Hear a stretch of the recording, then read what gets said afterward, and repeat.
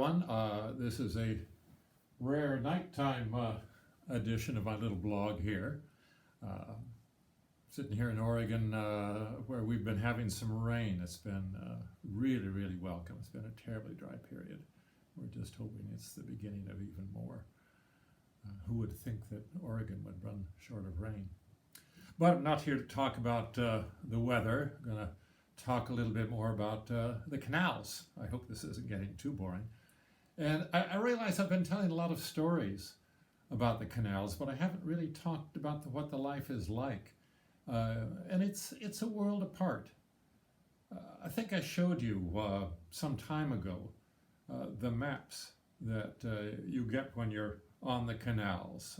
They're interesting maps. It's page after page. You kind of have to follow one in front of the other, of just the canal and the short area around it, a very narrow area around it, a couple hundred yards to each side. Just to make it easier to describe, I'm showing you again one of the pages from the canal map. You can see the long blue line there is the canal itself, shows the locks on it, and then a couple of hundred yards to each side. And in fact, that's what your world boils down to. Especially during the time I'm talking about, a number of years ago, when cell phones and laptops weren't around. You didn't know anything of what was going on in the rest of the world, and that was much of the attraction. The world was very slow. The boat would go along at 4 miles an hour. That's as fast as they were allowed to go. So if you have a vigorous walk, you could walk along the towpath beside the boat and keep up with it. And if you borrowed a bike from the boat, we had a couple of bikes, you could get way ahead of us. And so it was its own world. In fact, that's part of the title of the book, isn't it? To live and die in the floating world.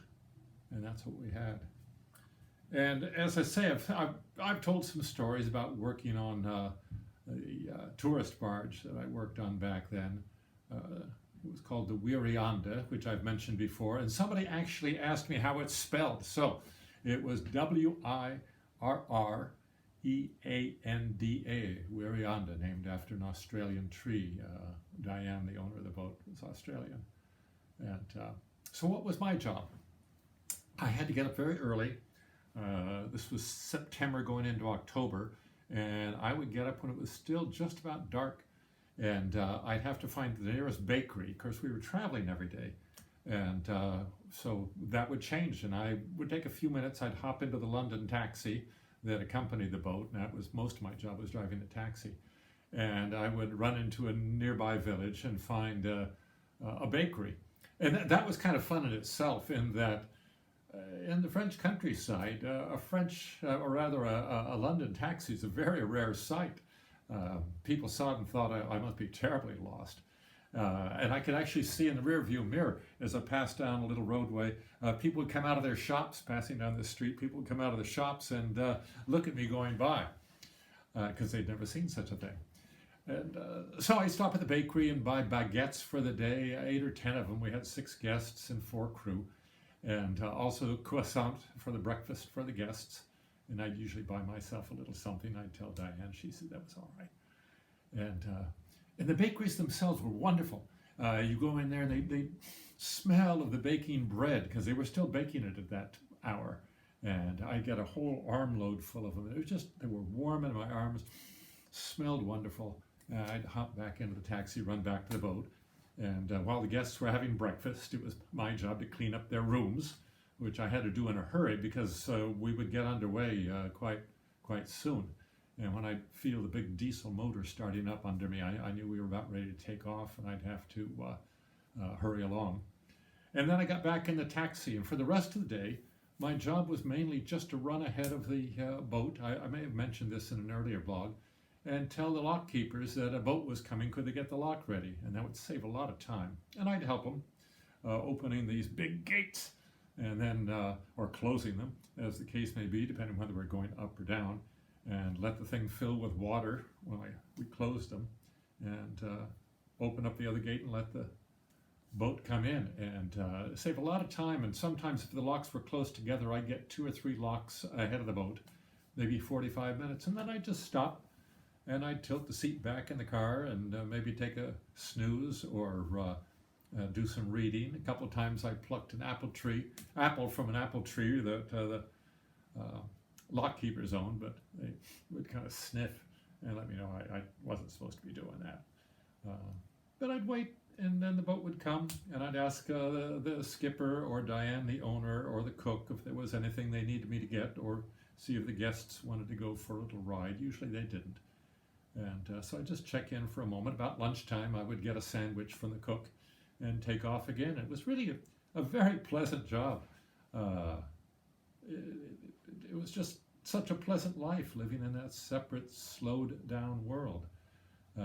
In the evening, we would stop, usually about 6:30 or so. The locks would close about 7, and by that time, it was September, as I say, it was starting to get a little dark, and the cook Anne would make these wonderful dinners, and I was supposed to eat with the crew, and as I may have mentioned before, most of the crew was from Sri Lanka, and they fixed what they enjoyed, which was rice and a little bit of stew meat, and these spices that would take the surface off your tongue.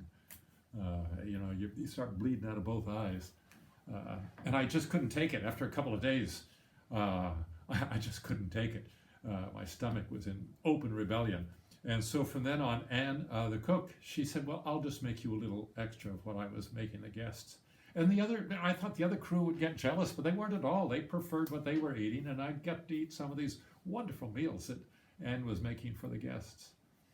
And so that was my day, and a very pleasant day it was. And I think back very fondly on those times. And I think of the great friendships I made with the rest of the crew. I've named a couple of characters after them. But I lost touch. Diane and I stayed in touch for several years, but she went broke and died falling into the river, which kind of broke my heart. Dilip, the skipper, was a great friend, but over the years we lost touch, and so a little sad in the end. And so I've written this love letter to them. It may not seem much like one, but I got to relive my time on the boat and to live and die in the floating world. It's just about out now. It comes out October 5th. I'm expecting to get a bunch of copies myself. The publishing company and the distributors will be sending them out to bookstores and other places. And so again, as I always boringly close with, you can get onto my website, StephenHolgatewright.com. That's Stephen with a PH, S-T-E-P-H-E-N, Holgate, H-O-L-G-A-T-E, Wright, W-R-I-T-E, all like one long word.com. And you can pay for the book through PayPal, and I'll dedicate it to you and send it on. I'd be happy to do that. So, looking forward to the book coming out. It's a funny thing. You write them a couple of years ago, and it's a long, long process editing it and getting it through the publishers and stuff like that. So, looking forward to that, moving on to my next chapter. Anyway, until then, all the best to you, and I'll be back to you in a week or so with another story. Bye-bye.